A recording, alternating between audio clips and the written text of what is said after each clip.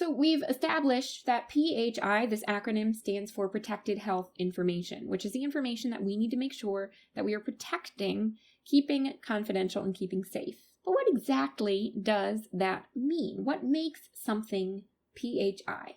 So PHI can be any of these three things: an individual's past, present, or future medical condition, and this includes mental health conditions. So sometimes people get tripped up by that future condition thing. So this just means that this is a condition that the patient may develop or is likely to develop in the future.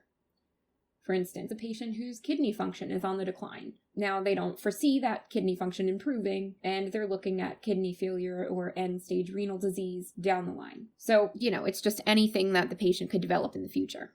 And then present conditions, you can't go around saying, hey, y'all, Mrs. Ramirez has diabetes, things like that. Not cool. Next up, we have the provision of healthcare to an individual. So you can't reveal that a patient was treated by someone, somewhere, on some date, etc. So if you interpret for Mrs. Smith and then go around saying, Mrs. Smith is a patient of Dr. Adams at Capital Free Clinic, you are sharing PHI. This is something that folks didn't get when I was a receptionist at a clinic. Someone can't just walk in, go up to the desk, and ask, is name of patient back with the doctor right now? I can't answer that question. By doing so, I'm confirming that that person is a patient receiving healthcare at that facility. And unless you're a designated HIPAA contact in that patient's chart, I cannot share that information with you. And then lastly, we have the past, present, or future payment for healthcare of an individual. Basically, you can't share anything related to payment info. So if you're at hospital registration, Mrs. Smith pays for her mammograms copay with her credit card. You can't just shout to the whole registration area, Mrs. Smith paid her copay with her credit card. You can, of course, share this information with other authorized people, such as registration staff, but divulging it to people who don't need to know it and aren't authorized to have that information can be considered to be a HIPAA violation. And there are actually 18 PHI identifiers that makes health information PHI. So this information in isolation is not considered PHI. It is if it is tied back to any of those three things we mentioned on the previous slide. So these are some of our PHI identifiers that can tie those things back to individuals. It's going to seem a little overwhelming, but here we go. Names. First name, last name, any name that could possibly identify the patient, even if it's a nickname, especially a unique nickname. Dates, excluding the year. So you can share that a patient was seen in 2022 at Capital Area Health Clinic. But the second you start adding more specifics to that, hey, you might be able to narrow down what patient that was. Of course, the more of these PHI identifiers that we have, the more likely it is that that conjunction of information can lead to the identity of a patient. We also have geographic data. Now this means anything like street addresses, city, county, precinct, zip code, fax numbers. Now, this isn't necessarily of a healthcare facility, unless, of course, you have a patient's name paired up with a fax number of a facility saying, hey, can you fax such and such to this fax number because this person is a patient at this facility that has this fax number. That would tie that individual back to that healthcare facility and the fact that they received or are receiving healthcare services at that facility. Also, if a patient has a fax number, for instance, if a patient has a business, and that business has a fax number, that fax number to that business can potentially tie whatever healthcare information you have back to that individual. Social security numbers. Pretty self-explanatory there. Obviously, we can tie something back to someone with their social security number. Email addresses. Got to be careful with those email addresses. You don't want to share a patient's email address. That's not good. Medical record numbers, or MRNs. These are unique identifiers used by health systems to identify a patient's chart.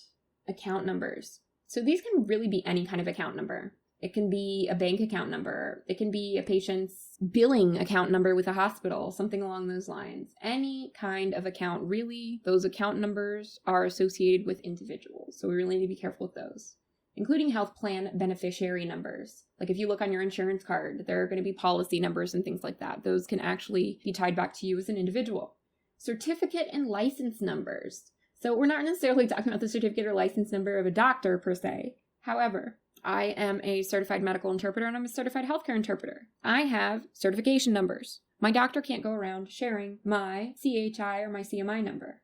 Vehicle identification numbers, vehicle identifiers and serial numbers. So your VIN, your license plates, web URLs.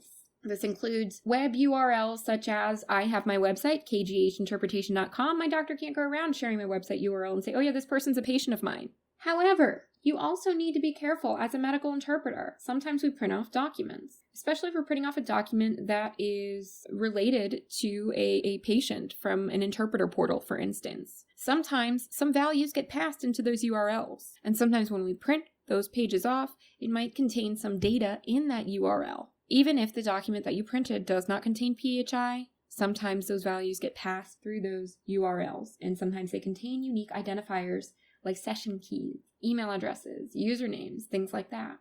Device identifiers, and serial numbers.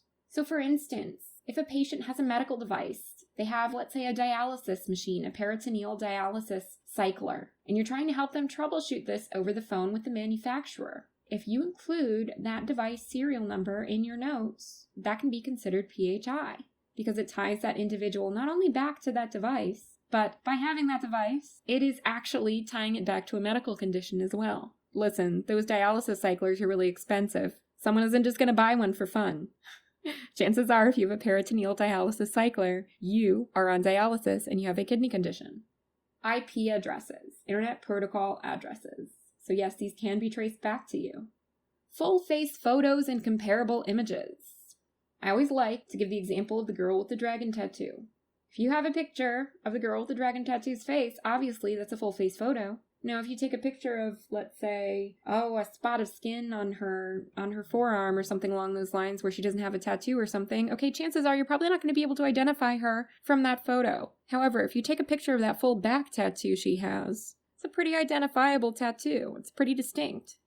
We also have our biometric identifiers. So these are things like fingerprints, voice recordings, voice prints. Your DNA even is considered a biometric identifier. And then lastly, we have any unique identifying number or code.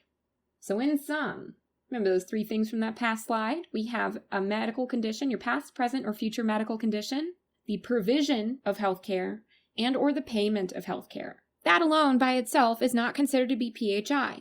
Someone has diabetes. Okay, that's not PHI. That could be anyone. But the second you add any of the 18 PHI identifiers to tie that piece of healthcare information back to an individual, it becomes PHI.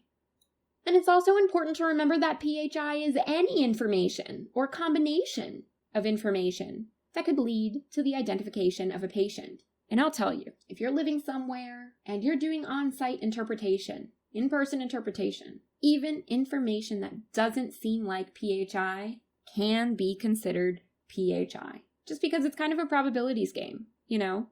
It's just best not to talk about the patients you interpret for, even if you leave out a patient's name, age, gender, and simply say something like, I interpreted for a patient with insert rare syndrome or condition today. Okay, if you mention that to another interpreter in your area who interprets for the same language pair, they know, okay, well, Kelly interprets in Richmond, Virginia. They interpret for a Spanish-speaking patient with insert rare health condition here. That may be enough information for that interpreter to know who I'm talking about. So it's best just to be careful and to really, really, really limit the information you share. Any sort of distinguishing characteristic can potentially be dangerous in terms of HIPAA implications. So as a medical interpreter, how can you protect PHI to make sure you're in compliance with HIPAA's privacy rule? So the first thing, really self-explanatory, don't discuss patients you interpret for with unauthorized parties. So you need to remember that minimum necessary requirement, that minimum necessary rule. You should only share the minimum amount of information necessary to carry out your duties, even with other authorized parties. For instance, there's no reason that registration staff at the hospital needs to be told all about the patient's condition and their medical history. They don't need to know this information. And on the other hand, the doctor doesn't need to know all the patient's payment information. They don't. It's not going to affect the way the doctor treats that patient, at least it hopefully shouldn't. You should also keep any documents, physical or digital, with PHI secure.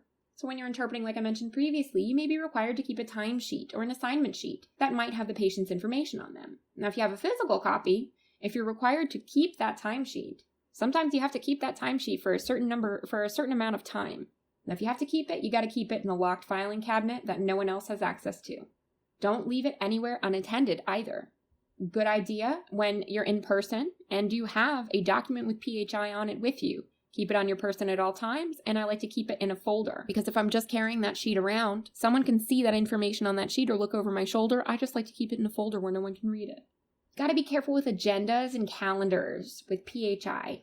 Really shouldn't be doing this. I've heard of an interpreter that had an agenda, and they would keep patient names, dates of birth, dates of appointments, things like that, assignment numbers. Now, I heard that this interpreter actually left their agenda somewhere. Fortunately, a person found it and brought it to staff, but they did get into huge trouble because imagine all of that PHI, all of these things that could reveal the identity of patients, that they were provided healthcare at a particular place, sometimes even conditions and specialties listed in there. That's super dangerous. So fortunately, no breach occurred and no PHI was divulged, but it's definitely just not a good practice.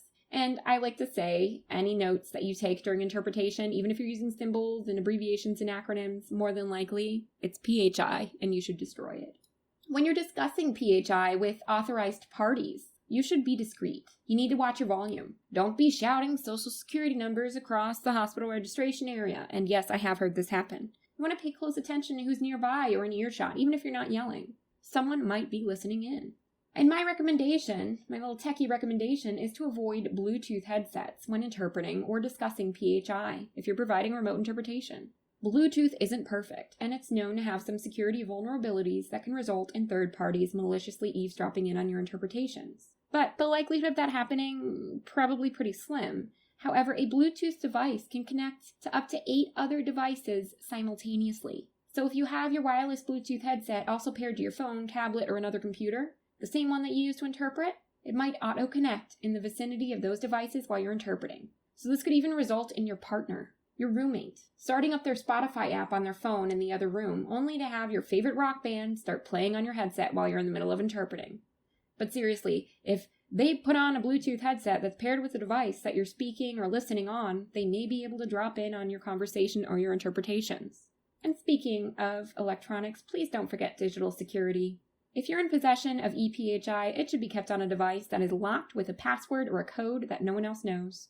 When you're emailing PHI, it should be emailed securely. And I'm not just talking about it needs to just be secure on your end. It should ideally employ end-to-end encryption. And if you don't know what that is, in my personal and professional opinion, you probably don't have any business sending ePHI via email.